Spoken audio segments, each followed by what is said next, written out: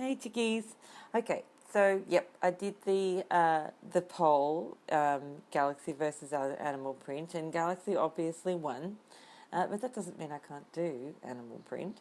It just means I had to wait. Now, so I am going to do animal print, and tonight I'm going to do tiger.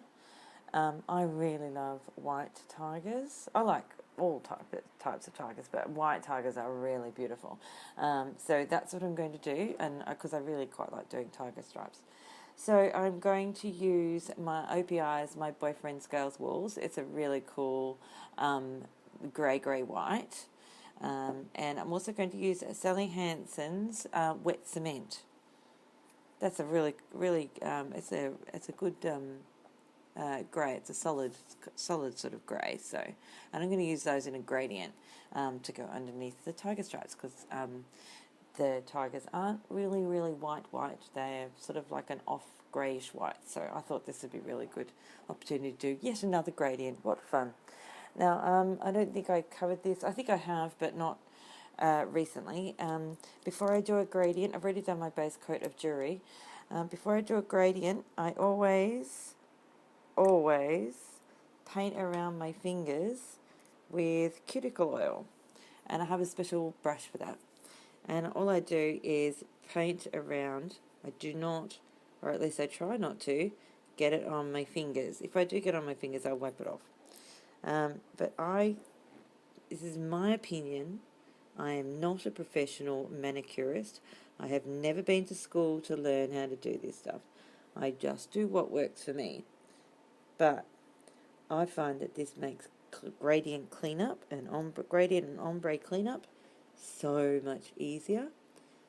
Plus, you are constantly protecting the skin around your nails from becoming super dry. And in Australia, contrary to popular belief, we are not all running around in our bikinis. It is not hot here. It is cold. So we're all rugged up inside in air-conditioned buildings, and therefore our skin is getting dry because it's still winter. So that's what I do. I know they look really greasy, but that's cool. That'll just soak in. I don't wipe it. I don't rub it in or anything like that. I just let it sit there while I do my gradient and paint my nails and things. Okay, so we're going to get on to it now.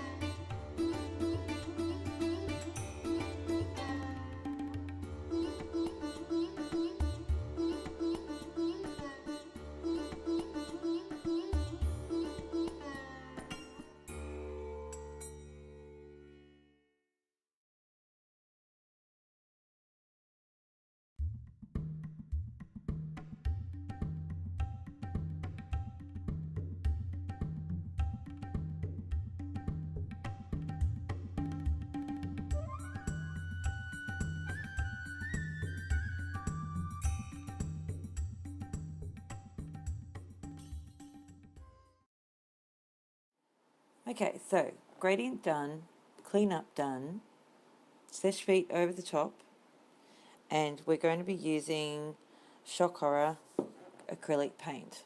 It really is so easy to work with. I'm also using my Edinburgh Realism brush. I'm using the longer side of it. It has two sides. One's a size 3, the other one's a size 4. And that's the side I normally use. This side is a much longer, it's kind of like a striper, but a shorter version of a striper. But anyway, so tiger stripes, they're like I suppose they're like a forked tongue, really. They come from the sides, and they're sort of, obviously squiggly line. I always get nervous when I'm starting these, but anyway. Okay, so they start from the side, and they come in, and they come to a point like that.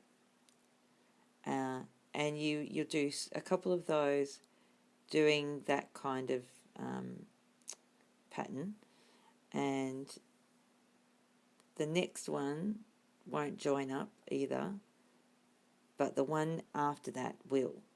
So you'll start it sort of, a little further up on the most recent one, and you'll just go like that, and it's like a forked tongue. Zebra stripes are a little bit different. They're sort of the opposite. They actually join up. And so it's always best to do one side and then do the other side at the same time, because that way you can see where you're coming from. So now I'm going to start here, and I'm going to go whoop. And this is the good thing about these striper brushes. It doesn't feel like you've got a lot of control over them, but you have a lot more control than you think. And it's actually that sort of the way they work, that sort of the way they flick, which actually gives you really good patterns, or really good, points to the end of them. You're sort of pushing down, and then as you go up like that, it's not actually pushing down anymore. Sort of flicks up a bit, but then goes like that. So like a forked tongue. Ta-da. It doesn't matter if they're not perfect. Actually, if they're not perfect, it looks better if they're not perfect, to be honest. Ta-da! Oh, that one's really not perfect. We can fix that, maybe. If we just come up here with a little forked tongue, which means I want to put a little line in there like that, so to speak. I'm not going to go all the way up because tiger stripes don't go always all the way up. But I am going to put another little line in here like that. So there you go. That's the basic principle of tiger stripe. Just remember, you want to get a couple of those forked tongues in there. Looks like a snake's tongue, basically. So I'll do the rest without talking now.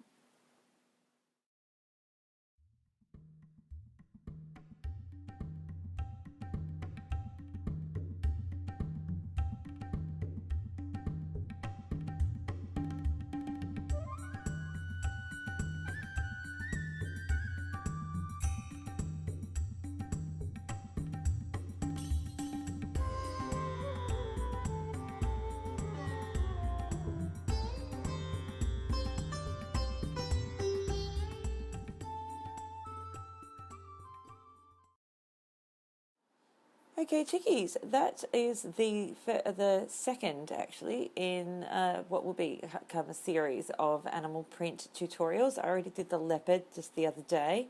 Obviously, this is the tiger.